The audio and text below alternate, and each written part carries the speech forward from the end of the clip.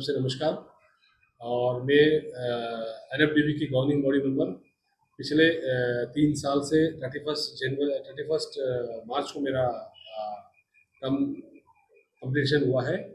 तो पिछले 3 साल में मैंने 3 गवर्निंग काउंसिल बोर्ड की मीटिंग अटेंड किया, जिसमें आइलैंड के विभिन्न मुद्दे पर वहाँ पर चर्चा किया और चर्चा के साथ कई सारा इम्प्लीमेंटेशन भी दिख रहा है उसमें।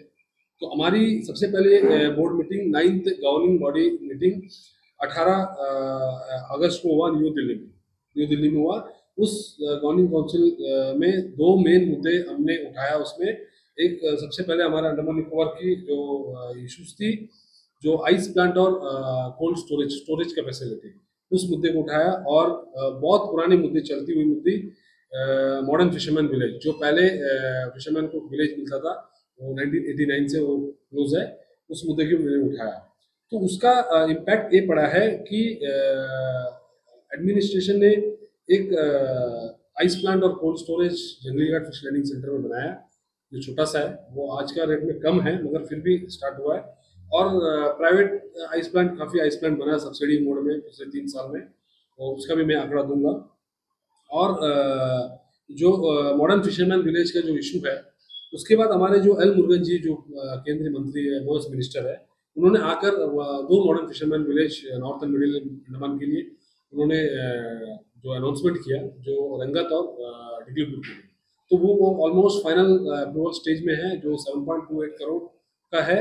और उसके साथ ही साथ जो केंद्र सरकार ने 3 नए विलेज को भी आइडेंटिफाई किया है, जो क्लाइमेट साइक्ल, मतलब क्लाइमेट के हिसाब से जो 3 विलेजेस को आइडेंटिफाई किया, जो ओपटाउन विलेज, जो जंगली घाट का फिशरमैन विलेज, और दुर्गापुर का विलेज, वो भी एक फाइनल स्टेज में चल रहा है।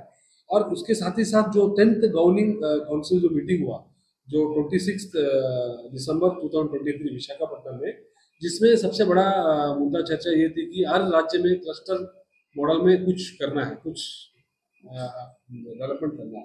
तो मैंने अंडमान निकोबार के लिए एक ही डिमांड रखा कि टूना के ऊपर फोकस दिया जाए। और डीप सी फिशिंग वेसल जो ऑलरेडी जो एप्लीकेशंस है, जो अंडमान निकोबार में जो इंटरेस्टेड लोग हैं, तो वो उसको भी मैंने प्रोसेस करने के लिए मैंने उस मीटिंग में रखा। और एक एक्वा पार्क का डिमांड था यहाँ में काफ़ी लंबे समय से, तो उसका भी डिमांड रखा था। उसका इम्पैक्ट ये हुआ है एडमिनिस्ट्रेशन में, टूना क्लस्टर को लेके टूना क्लस्टर डिक्लेयर किया है 6 नवंबर 2024। और उसके साथ ही साथ एक इन्वेस्टर मीट भी गया है नवंबर 14, 2024 को, जिसमें ऑनरेबल यूनियन मिनिस्टर फिशरीज ने उसका चेयर किया। और कई सारे इन्वेस्टर्स मेलैंड से आए और उस इन्वेस्टर में पार्टिसिपेट भी किए, और इन्वेस्टर्स की एप्लीकेशंस भी एडमिनिस्ट्रेशन के पास आज इंडस्ट्रियल स्टेट में कुछ उनके डेवलपमेंट को लेके प्रोसेस चल रही है। और साथ ही साथ जो एक्वा पार्क को लेके एडमिनिस्ट्रेशन एक लैंड आइडेंटिफाई कर रहा है। ऑलमोस्ट लास्ट मार्च महीना में लोग आइडेंटिफाई किया है। ऑलमोस्ट 5 एकड़ लैंड की NFDB की डिमांड थी, और वो भी एक फाइनल स्टेज में है। और गवर्नमेंट ऑफ इंडिया ने 7 डीप सी फिशिंग वेसल के लिए 8.4 करोड़ रुपया सेंक्शन करके रखा है ऑलरेडी। तो डीप सी वेसल नहीं होने की इम्प्लीमेंट नहीं होने की सबसे बड़ा कारण ये अंडमान निकोबार में जो 20 मीटर के अंदर ही जो पॉलिसी, उसके ऊपर पॉलिसी नहीं है। तो वो पॉलिसी बनाने के लिए एडमिनिस्ट्रेशन और मिनिस्ट्री ऑफ फिशरीज का पीछे पड़ा है, और ये ऑलमोस्ट फाइनल स्टेज में है। वो पॉलिसी बनेगा, पॉलिसी बनती ही वो 7 फिशिंग वेसल अंडमान निकोबार में फर्स्ट इम्प्लीमेंटेशन स्टेज में उसको शुरू हो जाएगा, किया जाएगा।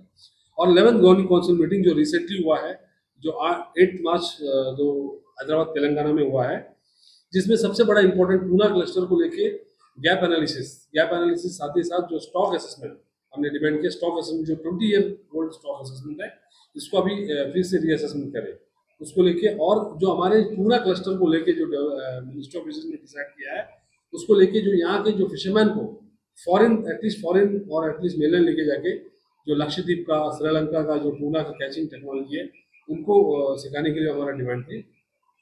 और हमारे यहाँ अंडमान निकोबार में जो पोस्ट हार्वेस्टिंग जो फिश मार्केट्स का डेवलपमेंट को लेके हम लोग काफ़ी इनिशिएटिव लिया है, जिसमें फिशरमैन वेलफेयर एसोसिएशन की सबसे बड़ी डिमांड थी अंडमान निकोबार में कि और फिश मार्केट्स बढ़ाए, जैसे बातू बस्ती हो गया, हैवलॉक हो गया, स्वराज द्वीप हो गया, शहीद द्वीप हो गया, जैसे कैमल बे हो गया, लिटिल अंडमान हो गया, जो नॉर्थ एंड मिडिल अंडमान में जो fish market modernisation fish market की है, उसमें भी हम लोग एक कदम आगे बढ़ा है। उस इशू को भी उठाया है। और साथ ही साथ जो पुराने जो फिशिंग बोट्स है, जो मोटराइज बोट्स है, जो ट्रेडिशनल क्राफ्ट है, उसको भी एक स्कीम बना के जो जिसको ओल्ड जो फिशिंग बोट्स है उनको जिस तरीके से रिनोवेशन स्कीम का भी पीएमएसवाई में डिमांड था, उसको भी मैंने रखा है। और डी फ्रीज और आइस बॉल जो यूनिटी प्लान में जो चलता था उसको ऑलमोस्ट यूनिटी प्लान में क्लोज कर दिया, उसको पीएमएस स्कीम में लाने के लिए हमने वो भी बात रखा। और साथ ही साथ जो हमारे जो अंडमान निकोबार में ट्रांसपोर्टर 2400 ट्रांसपोंडर जो एडमिनिस्ट्रेशन डिमांड किया है, जो हमारा फिशरमैन का रिक्वेस्ट है, बहुत जल्दी ट्रांसपोंडर भी हमारा अंडमान फिशरमैन को मिल जाएगा। एक जीपीएस टेक्नोलॉजी है ट्रांसपोंडर, आपके फिशिंग बोट कहाँ पे फिशिंग कर रहा है, कहाँ पे आपका साइक्लोन में जो हम लोग रुके हैं, उसको लाने के लिए भी एक टेक्नोलॉजी है।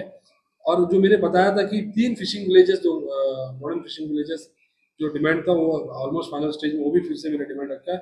इसका इम्पैक्ट लास्ट 1 मंथ में एक अच्छा इम्पैक्ट मिला है, जिसमें जो स्कीम है, जो पुराना जो फिशिंग बोट्स को लेके मॉडर्नाइजेशन, वो स्कीम भी ऑलमोस्ट हम लोग मीटिंग में फाइनलाइज कर दिया है। 5 लाख का कुछ स्कीम है और ministry of fisheries, government of India उसको हर स्टेट को डायरेक्शन देगा।